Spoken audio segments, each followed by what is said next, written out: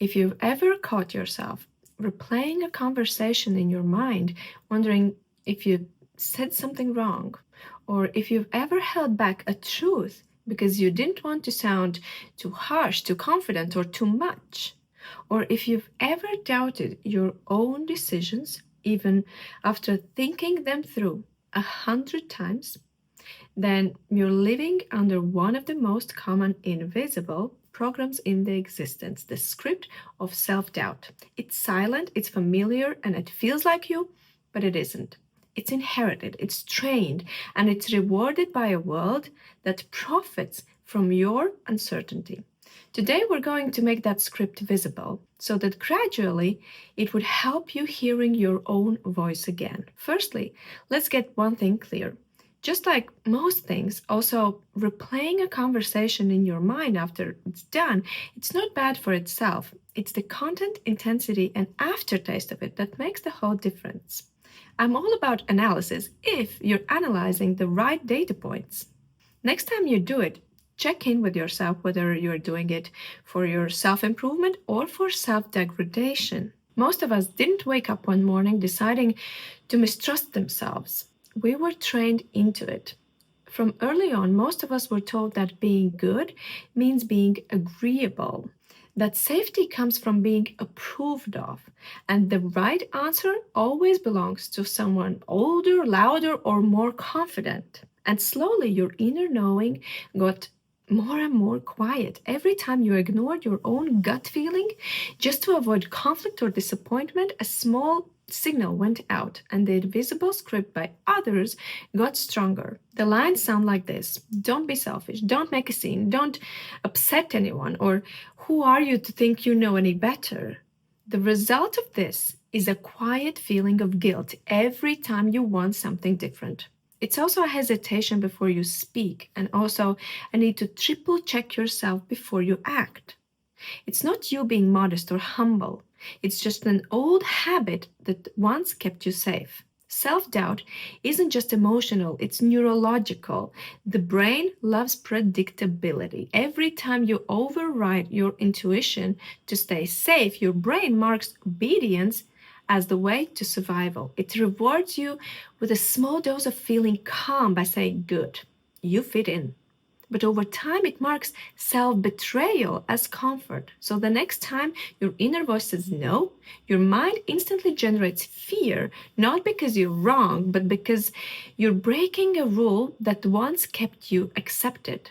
It turns into a loop. Fear, compliance, temporary peace, more fear. This loop keeps you, so to say, smaller, but comfortable, and it keeps the world running exactly as it is, predictable and controlled. Now, let's talk about guilt. Guilt is the glue that holds the self-doubt script together. Most guilt isn't real. It's put there by someone, and it probably happened a long time ago when you didn't even think about possibly questioning it. We feel guilty for resting, for saying no, for wanting more, because somewhere in the collective mind, there's a rule that says good people don't put themselves first. But think about it. How many times have you kept quiet just to be polite but felt disappointed afterwards? That's the cost of inherited guilt. You pay for harmony with your own peace. Real guilt exists when we harm others, but inherited guilt is when we harm ourselves to please others. In the world, it's called maturity, but it's not. Let's peel some layers here. Has thoughts like this ever crossed your mind? Tone it down. Don't stand out. Don't make others uncomfortable. It's not your humility speaking, it's the survival instinct of belonging. You learn that safety means being liked, not being real. But the irony is, people respect authenticity more than those who act for approval. When you hold back your truth, you don't protect the comfort of others, you just abandon your own views. I once attended a professionally facilitated dialogue circle together with 9 other people whom I hardly knew or I saw them for the first time. It was a safe space to share how we feel in our lives, and the most popular answers were scared, frustrated, disappointed, or in negative anticipation, but that is completely opposite of how I feel in my life. And I noticed the voice in my head saying, don't say the thing you want to say here. If you reveal yourself now, it's obvious that everyone will think that you're a weirdo because you just heard that no one here shares your views. Just keep your mouth shut for once and keep it to yourself, and they will keep liking you. Obviously, I didn't.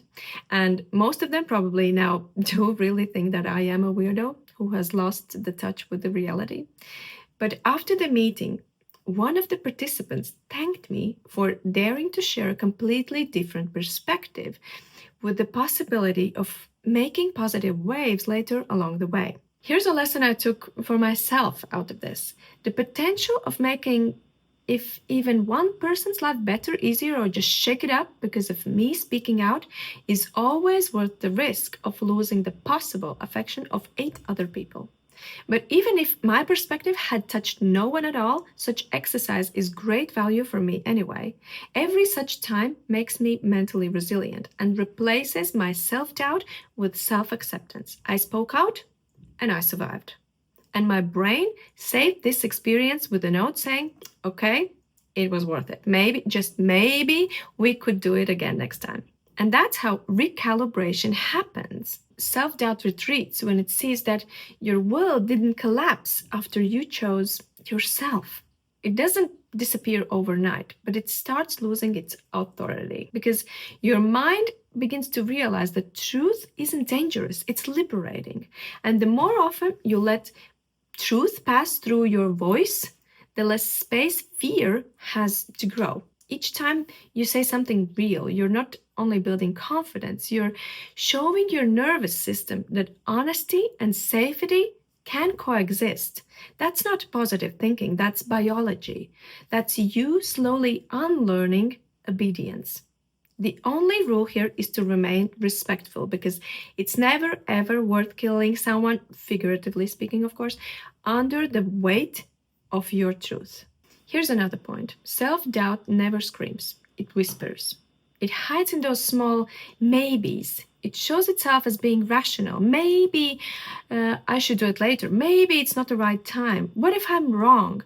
And because it sounds reasonable, you believe it. That's how self-doubt survives, not by convincing you that you're weak, but by convincing you that caution is wisdom. But you already know that wisdom doesn't paralyze you, fear does. So next time you feel that gentle inner hesitation, pause and ask, am I being wise or am I just afraid? That question alone can expose the whole automatic script. Here's another layer most of us don't see. Society praises the modest person who stays quiet and who never offends anyone. Even relationships sometimes depend on you staying agreeable. So when you start stepping out of that role, don't be surprised if it triggers others. You're not changing just your own programming. You're disrupting the comfort system that people around you are so used to. And that's fine because people who value truth will adjust. People who value control will distance themselves. And that's amazing filtering process that is supposed to help you. At some moment, you'll notice the pattern. Every time you follow your inner knowing, something inside you relaxes. Even if the outside world doesn't instantly approve, your inner world feels lighter. You don't overcome your self-doubt by fighting it.